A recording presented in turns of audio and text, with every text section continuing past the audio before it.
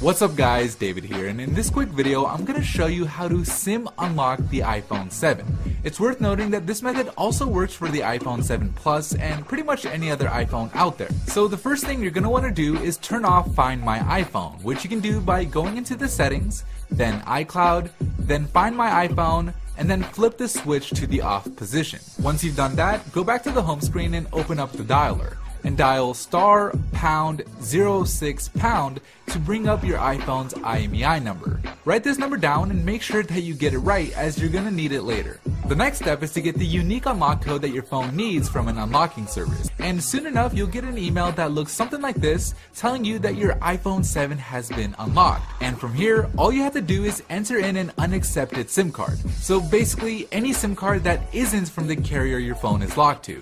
So in my case, since the phone is locked to AT&T, I'll enter in a T-Mobile SIM card, and then all you have to do is connect the phone to Wi-Fi, and that's it. Your iPhone will be officially unlocked.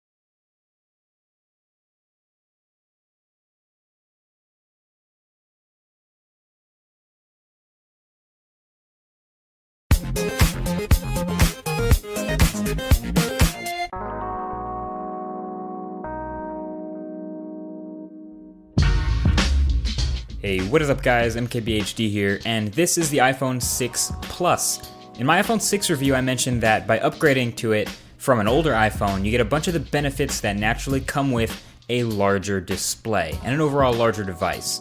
With the iPhone 6 Plus, all of these differences, all the pros and all the cons, are magnified, they're amplified by an even bigger device. So if you're trying to decide between the 6 and the 6 Plus, hopefully I can help you by going over these benefits and drawbacks as someone who's used both phones. Benefit number 1, larger display. So the iPhone 6 Plus has a 5.5-inch 1080p display versus the iPhone 6's 4.7-inch, which means everything you look at on the screen, everything you interact with, the panel that you're staring at all day is bigger. So you get a bigger keyboard for an easier typing experience, especially if you have big thumbs like me. You can watch videos bigger and game bigger and browse the web bigger and read more documents bigger. Basically anything consuming media is bigger. It doesn't necessarily show more information, but it shows the same amount of information in a larger and generally more enjoyable way. Plus if you have games and videos that are 1080p, the 6 Plus will fully take advantage of them.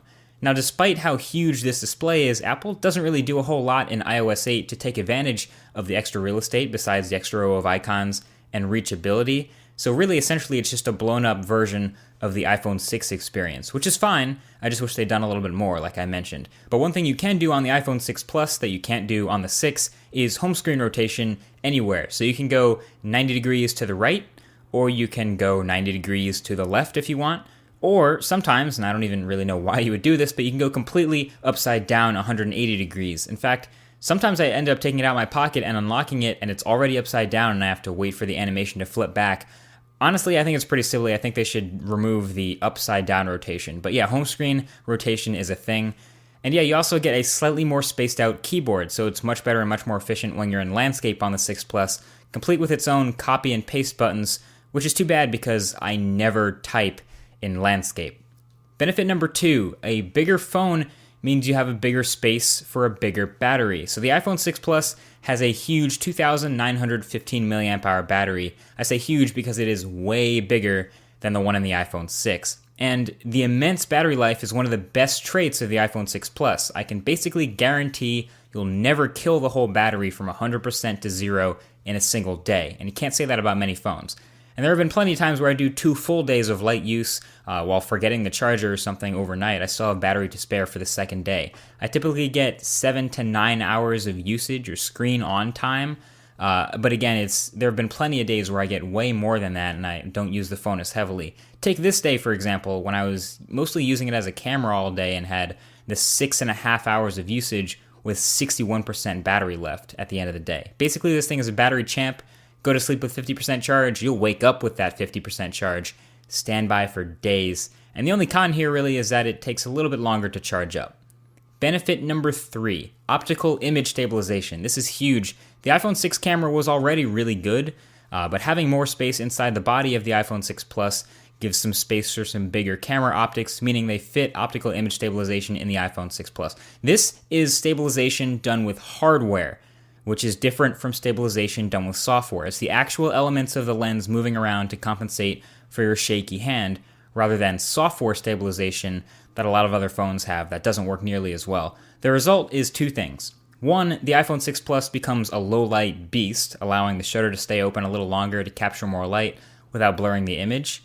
And this combined with optical image stabilization makes some of the best low-light shots I've ever seen from a phone with no flash. And 2, OIS is awesome for video. You can take a super shaky shot and make it seem slightly less shaky, or even take a slightly shaky shot and make it seem like it's on a tripod. So you can move around a lot more and have a lot less fear about getting the shot you want from a fast-moving object or a subject that's moving all over the place.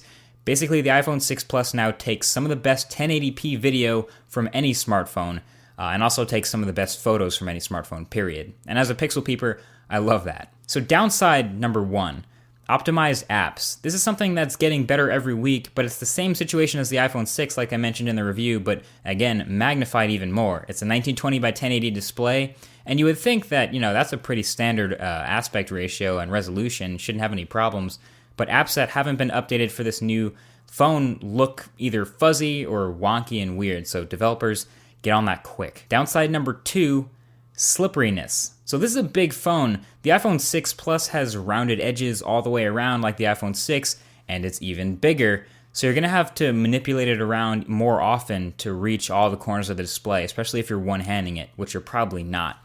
But so this is the one phone where I would really recommend covering it in some way to at least get a better grip or make it easier to hold in the hand. I mean, a tall, super thin, rounded slab isn't exactly ergonomic. Apple knows that. But they do have some first-party case options. They have a leather case in a couple colors, which I think looks pretty nice from the video reviews I've watched.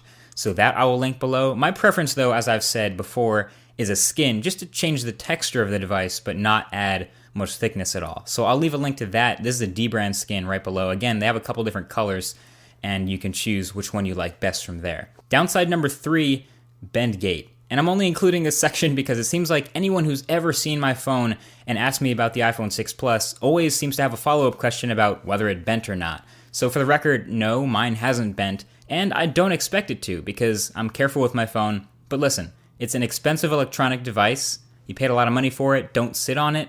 Don't put a lot of pressure on it, and watch my bend gate explainer video if you want to know more about that. I got the iPhone 6 and the iPhone 6 Plus at roughly the same time, and I took the iPhone 6 out the box first and played with it and started using it a lot and set it up, and then I took the iPhone 6 Plus out the box and immediately knew that I liked it more than the iPhone 6. I don't know if it was the feel in the hand or just the fact that I'm more used to devices this size than the smaller iPhone 6. Whatever it was, I am one of billions, but I like, personally, the iPhone 6 Plus more. So that's why I picked it, and that's why I chose it more. And you can choose if the benefits that I showed you are worth more than the drawbacks to you, but that's been my overall thoughts on the iPhone 6 Plus. So that's been it. Thanks for watching, and I'll talk to you guys in the next one. Peace.